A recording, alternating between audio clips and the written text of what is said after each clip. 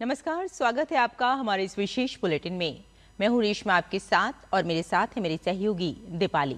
आइए नजर डालते हैं इस वक्त की हेडलाइंस पर। प्रधानमंत्री नरेंद्र मोदी आज नारी शक्ति वंदन सम्मेलन को करेंगे संबोधित। विभिन्न क्षेत्रों की प्रख्यात हस्तियां और उपलब्धि हासिल करने वाली महिलाएं होंगी सम्मेलन में शामिल।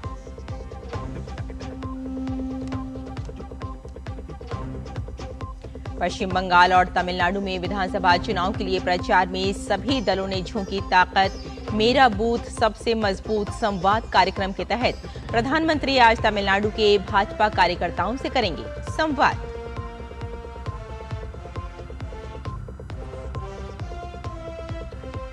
प्रख्यात गायिका आशा भोसले का आज शाम मुंबई में राजकीय सम्मान के साथ होगा अंतिम संस्कार।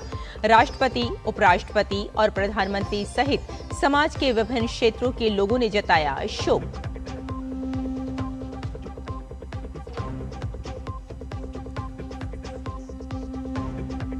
अमेरिका और ईरान के बीच असफल वार्ता के बाद ट्रंप का स्ट्रेट ऑफ होर्मुज की नाकाबंदी का ऐलान। रूसी राष्ट्रपति पुतिन ने कहा, रूस मध्यस्थता के लिए तैयार।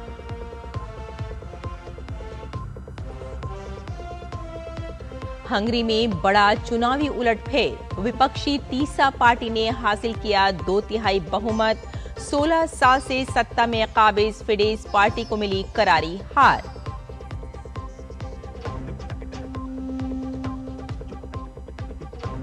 और एशियाई कुश्ती चैंपियनशिप में भारत का शानदार प्रदर्शन।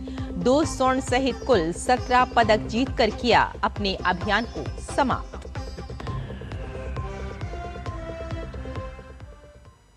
और आइए अब समाचारों पर डालते हैं विस्तार से नजर। प्रधानमंत्री नरेंद्र मोदी आज नई दिल्ली के विज्ञान भवन में आयोजित होने वाले राष्ट्रीय स्तर के नारी शक्ति वंदन सम्मेलन में भाग लेंगे। प्रधानमंत्री सम्मेलन को संबोधित भी करेंगे। कार्यक्रम में विभिन्न क्षेत्रों की प्रख्यात हस्तियां और उपलब्धि हासिल करने वाली महिलाएं भाग लेंगी। सम्मेलन में सरकार, शिक्षा जगत, विज्ञान, खेल, उद्यमिता, मीडिया, सामाजिक कार्य और संस्कृति जैसे विभिन्न क्षेत्रों की प्रतिनिधि शामिल होंगी। सितंबर 2023 में संसद ने नारी शक्ति वंदन अधिनियम पारित किया था, जो विधायी निकायों में महिलाओं का प्रतिनिधित्व बढ़ाने की दिशा में एक महत्वपूर्ण कदम था। इस अधिनियम में लोकसभा और राज्य विधानसभाओं में महिलाओं के लिए 1/3 सीटें आरक्षित करने का प्रावधान किया गया है। अब देश भर में महिला आरक्षण के कार्यान्वयन को ध्यान में रखते हुए आगामी 16 अप्रैल को संसद का विशेष सत्र बुलाया जा रहा है। आज का सम्मेलन भारत के विकास पथ को आकार देने में महिलाओं की अधिक भागीदारी के प्रति प्रतिबद्धता को सुदृढ़ करने के उद्देश्य से आयोजित किया जा रहा है। ये पंचायतों से लेकर संसद तक सभी सत्रों पर शासन और नेतृत्व में महिलाओं की बढ़ती भूमिका को भी दर्शाएगा। कार्यक्रम निर्णय लेने की प्रक्रियाओं से महिलाओं के अधिक प्रतिनिधित्व के महत्व पर बल देगा। ये सम्मेलन विकसित भारत 2047 की दिशा में महिलाओं की भूमिका पर भी प्रकाश डालेगा और विकसित भारत 2047 की परिकल्पना के मुख्य स्तंभ के रूप में महिला नेतृत्व वाले विकास के प्रति सरकार की निरंतर प्रतिबद्धता को प्रतिबिंबित करेगा।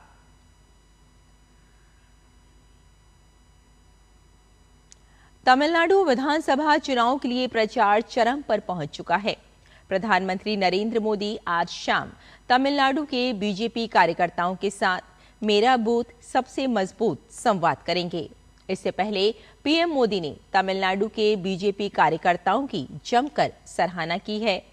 उन्होंने सोशल मीडिया पर अपने संदेश में लिखा, मुझे अपने तमिलनाडु के बीजेपी कार्यकर्ताओं पर बहुत गर्व है, जिन्होंने डीएमके के खराब शासन को बेनकाब किया है और राज्य के लिए एनडीए के विकास के विजन के बारे में विस्तार से बताया है। 13 तारीख की शाम को मेरा बूथ सबसे मजबूत संवाद के दौरान मैं अपने मेहनती कार्यकर्ताओं से बातचीत करूंगा।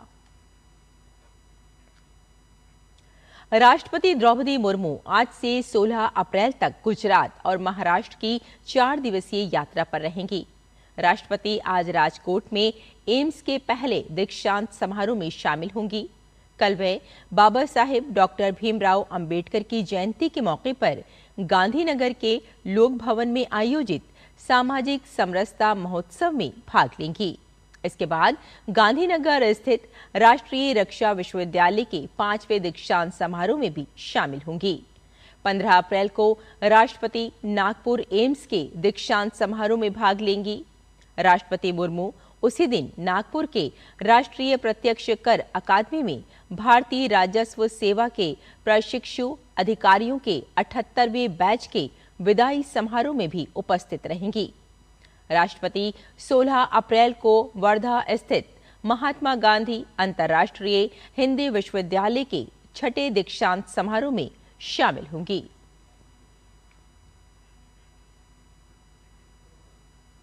और अमेरिका के राष्ट्रपति डोनाल्ड ट्रंप ने कहा है कि अमेरिका ईरान शांति वार्ता विफल होने के बाद अमेरिकी नौसेना होर्मुज जलडमरू मध्य में जहाजों के प्रवेश या निकास को रोकने के लिए तत्काल नाकाबंदी शुरू करेगी। ये जलडमरू मध्य एक महत्वपूर्ण वैश्विक ऊर्जा मार्ग है। अपने सोशल मीडिया पोस्ट में ट्रंप ने कहा कि उन्होंने अमेरिकी नौसेना को अंतर्राष्ट्रीय जल क्षेत्र में ईरान को टोल चुकाने वाले हर जहाज की तलाश लेने और उसे रोकने का निर्देश दिया है। उन्होंने कहा कि अवैध टोल चुकाने वाले किसी भी व्यक्ति को खुले समुद्र में मार्ग नहीं मिलेगा। इसके जवाब में इस्लामिक रिवोल्यूशनरी गार्ड कॉर्प्स ने कहा कि किसी भी कार्रवाई का कड़ा जवाब दिया जाएगा। हंगरी की राजनीति में 16 साल के बाद बड़ा उलटफेर देखने को मिला है। हंगरी के संसदीय चुनावों में प्रधानमंत्री विक्टर ऑर्बन की पार्टी की बुरी हार हुई है। 16 साल से देश पर राज कर रहे ऑर्बन को पीटर मैग्यार ने हरा दिया है। संसदीय चुनाव के नतीजों में पीटर मैग्यार की तीसरा पार्टी बहुमत हासिल कर चुकी है, जिसके बाद हंगरी पर 16 साल से राज कर रहे प्रधानमंत्री विक्टर ऑर्बन ने संसदीय चुनावों में अपनी हार स्वीकार कर ली है। उन्होंने इन नतीजों को तकलीफदेह बताया। वहीं दूसरी तरफ पीटर मैग्यार ने बुडापेस्ट की संसद भवन के सामने डैन्यूब नदी के पार एक रैली में हजारों समर्थकों की रैली को संबोधित किया। मैग्यार ने उत्साहित भीड़ को बताया कि उनकी पार्टी को लगभग 33 लाख वोट मिले हैं और नई संसद में उन्हें 2/3 बहुमत हासिल हो गया। प्रख्यात गायिका आशा भोंसले का आज शाम 4 बजे मुंबई के शिवाजी पार्क में पूरे राजकीय सम्मान के साथ अंतिम संस्कार किया जाएगा। महान गायिका के अंतिम दर्शन के लिए उनके पार्थिव शरीर को लोअर परेल स्थित कासा ग्रैंड आवास पर रखा गया है। उनके बेटे आनंद भोसले के मुताबिक आम लोग और प्रशंसक सुबह 11 बजे से आशा ताई को अंतिम श्रद्धांजलि दे सकेंगे। राज्य के सांस्कृतिक कार्य मंत्री आशीष शेलार ने पुष्टि की है कि इस दुखद मौके पर सरकार की ओर से राजकीय सम्मान की पूरी व्यवस्था की गई है। इससे पहले महाराष्ट्र के मुख्यमंत्री देवेंद्र फडणवीस समेत कई मंत्रियों ने उनके आवास पर पहुंचकर उन्हें नम आंखों से विदाई दी। पद्म विभूषण से सम्मानित 92 वर्षीय गायिका का रविवार को मुंबई के ब्रीच कैंडी अस्पताल में निधन हो गया था, जिसके बाद से पूरे देश में भारी शोक की लहर है।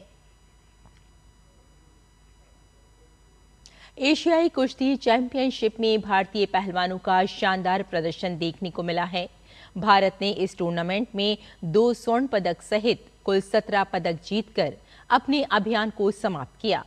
भारत के सुजीत और अभिमन्यु ने पुरुषों के फ्री स्टाइल फाइनल मुकाबलों में स्वर्ण पदक अपने नाम किया। प्रतियोगिता के आखिरी दिन ओलंपिक पदक विजेता अमन सहरावत को रजत पदक से संतोष करना पड़ा, जबकि मुकुल दहिया भी अपना फाइनल हार गए। इस प्रकार भारतीय दल ने कुल 2 स्वर्ण, 6 रजत और 9 कांस्य पदक जीतने में कामयाबी पाई।